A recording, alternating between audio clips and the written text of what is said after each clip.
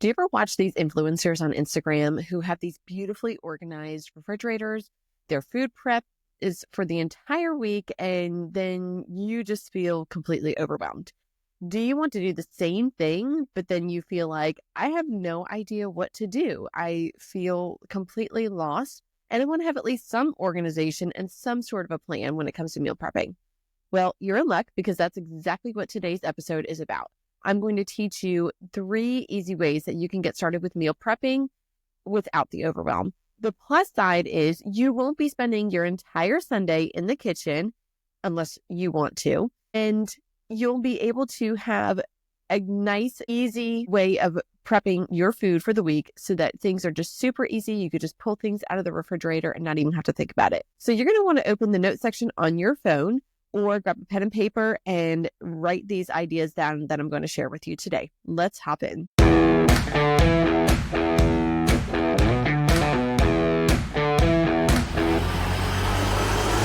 So I have a little bit of a confession to make.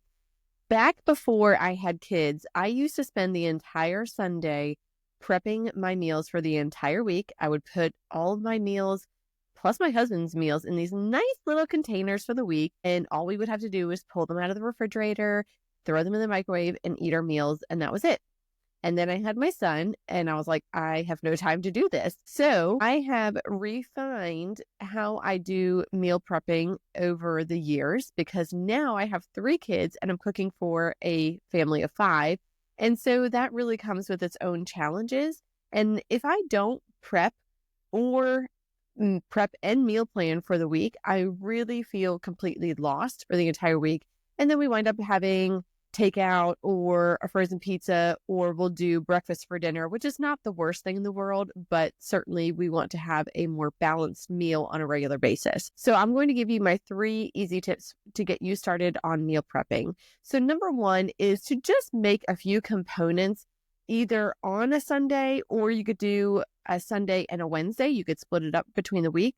So you're going to make a few components like a batch of rice, cook some potatoes in the oven.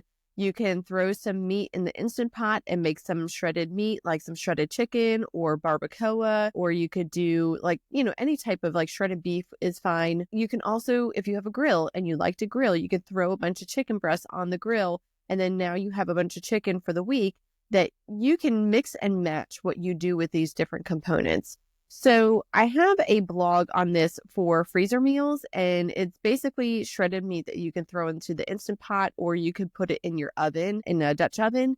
But there's a lot of different ways that you could do this. And basically what you're going to do is you're going to take these components and you're going to mix and match them together so that you're getting different meals for the week. So for example, you could take some of your shredded chicken or your grilled chicken and you could throw it on a salad and have some fruit on the side plus some crackers. And now you're getting a well-balanced meal. You're getting vegetables, you're getting protein, you're getting fruit, and you're getting carbohydrates in that meal plus some fat for the dressing on your salad. Another idea is you could take your chicken and you can have it with some of the rice that you cooked plus some frozen vegetables. And then just add, either some butter or some olive oil or avocado to get in your healthy fat. Another idea is you can stuff some baked potatoes, the baked potatoes that you made, with chicken or any other meat that you have. If you did the barbacoa idea, that's a good idea. Or carnitas is another good one that's with pork. And then you could throw in some frozen broccoli. Of course, you're going to heat up the broccoli, some cheese, some sour cream. And then that way you're, again, getting a balanced meal. You're getting carbohydrates, you're getting protein, you have some fat in there, and then you get some vegetables as well. So you're basically just making all these different components, and then you're mixing them together however you want to make them into quick and easy meals. And you don't have to put everything together in a little separate container unless you want to. If you want to do that, that's an extra step, but you don't have to. You could just go into your refrigerator, pull out your protein, pull out your carbohydrate, pull out your vegetable. Frozen vegetables are a great thing here because they're super easy and they're never going to go bad on you.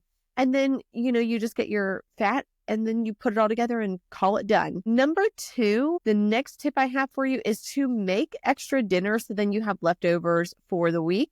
So you can make these leftovers for lunch or you can make them for other dinners for the week. If you are one of those people that you don't mind eating the same foods over and over again, go ahead and just make a large pot of chili, for example, for dinner. And now you have that for dinner tomorrow and dinner the next day. Or like I said, you could use them for lunches. If you don't want to have the same things over and over again, that's okay too. You could still make a large amount of food and then use them for a couple lunches. We will do a leftover night. So usually Thursday nights is our leftover night where we just have whatever's left in the fridge. But what I will wind up doing is I will actually put that food in the freezer if I have a lot of it left over. So then I can pull it out in a couple weeks. And now I have some built-in rotation. So I'm not eating the same things over and over again. So for example, maybe Monday night I made chili. Tuesday night, maybe I made some soup. And then Wednesday night I made spaghetti and meatballs, for example. Well, I don't want to have those same things over and over again. So I'm going to put half of the chili in the freezer. I'm going to put half of the soup in the freezer and then half of my meatballs in the freezer. You don't want to freeze pasta.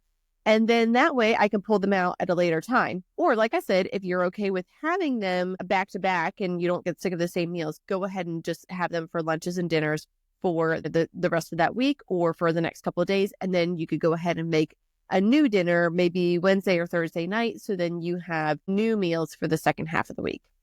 All right. Number 3 is to prep some accompaniments. So what I mean by that is this would be things like fruits and vegetables so that you can easily grab them out of the refrigerator and either just have them as is, or you can have them as part of your meal where you have to cook them.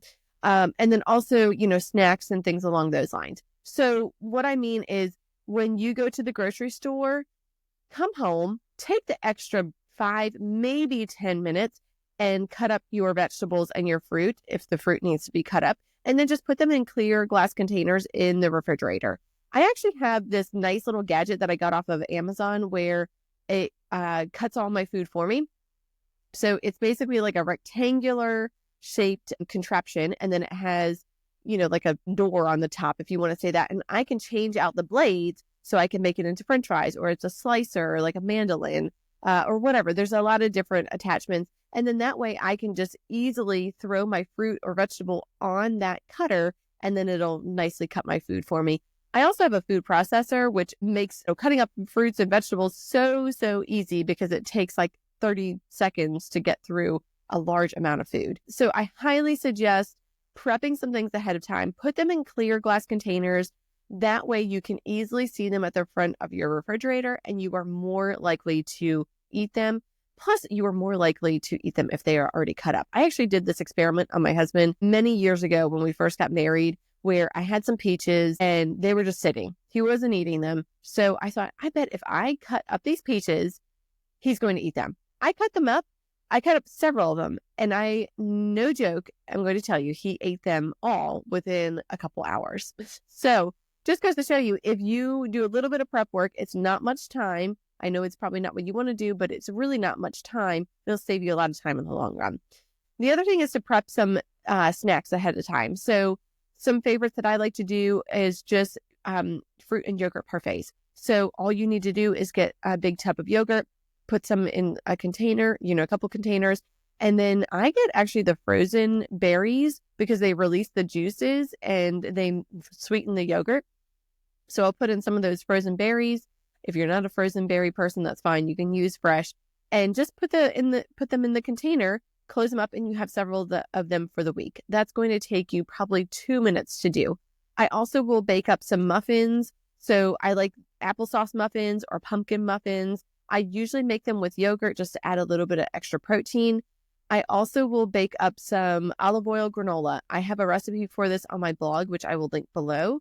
And that is great because you can have that as a bowl of cereal. That gives you a lot of nutrition in that if you have it as a bowl of cereal, or you can have it on top of your fruit and yogurt parfait. So just put it in a little baggie.